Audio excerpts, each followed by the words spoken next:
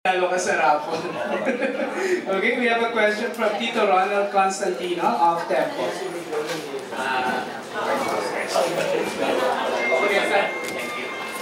Siya, alam ko na meron kang musical background. I think you play the piano and a few other instruments. Paki-elaborate nga on your musical training and background.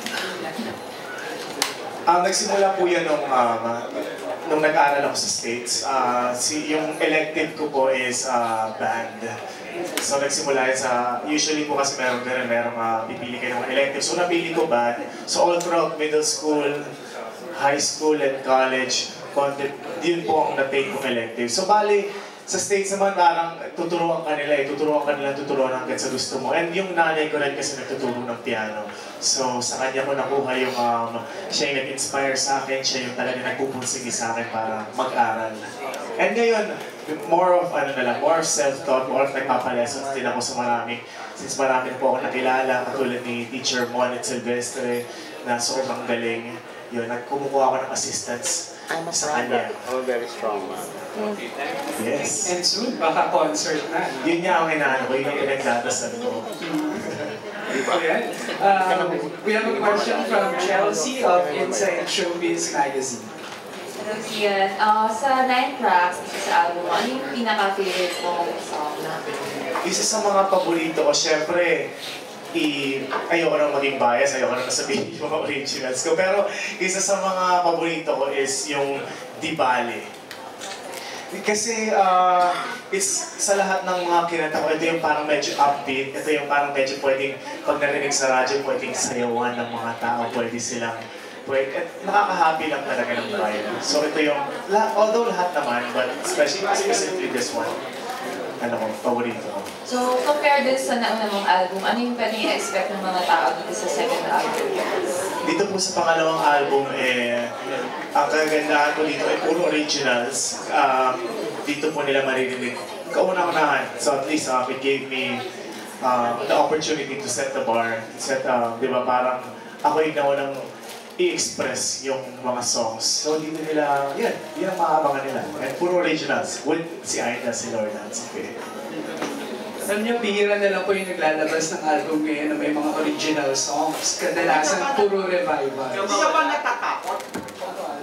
Kasi di ba yung revival na parang very conscious sa mga tao, original parang nakakatakot na nagbibili ka doon ng mga edited, no? Siyempre naman nakakatakot. Lagi namang nakakakaba pag gumagawa ng isang kanta. Siyempre lalo na pag original kasi hindi mo alam kung tatanggapin o hindi eh. Pero yun, siyempre I believe in my work. I believe dun sa mga songs na pinarinig nila sa akin. At siyempre dun din sa mga gawa ko. Talagang sinasabi ko nga palagi pag tinatanong nila ako it's a piece of me, itong album na ito dahil parte ng buhay ko, talagang binahagi ko rin siyempre dun sa mga kanta na yun. Thank you. Thank you. Well taken, Ronald. Our next question will come from Ms. Tina Bonifacio of Star Studio Magazine. Thank you. I see. People already know you're a singer. You've already released one album. This is the second. Pero yung side of you as a songwriter is something that people are not too familiar with. Can you just share with us a little background of how you got into writing songs? Tapos, ano ang process mo when you write songs?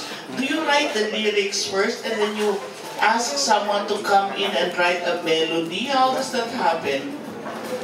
Sige, kwento ko na rin since nandito rin lang tayo lahat. Writing, ever since nung sabihin natin mga 14, mahilig na ako magsulat. Pero hindi pa po kanta. Mahilig akong magsulat lang, mahilig akong mag-free write. Kung ano man nasa isip ko, sinusulat ko lang sa papel para magkakaroon ako ng journal. So nung dumating po yung Binondo Girl, nabigyan po ako ng pagkakataon para magsulat ng kanta. Katulad nung, kasi kailangan nila ng parang ng sweet melody na tinutugtog ni Andy mo para kay Jade. So sabi ko, maganda i-personalize ko na lang. Paano kung gawin ko to para kay Kim, diba? So ginawa ko yung ano ba title ng kanta na yun? Ginawa ko yung Ako'y sa'yo lang. Ako'y Sa'yo Lamang.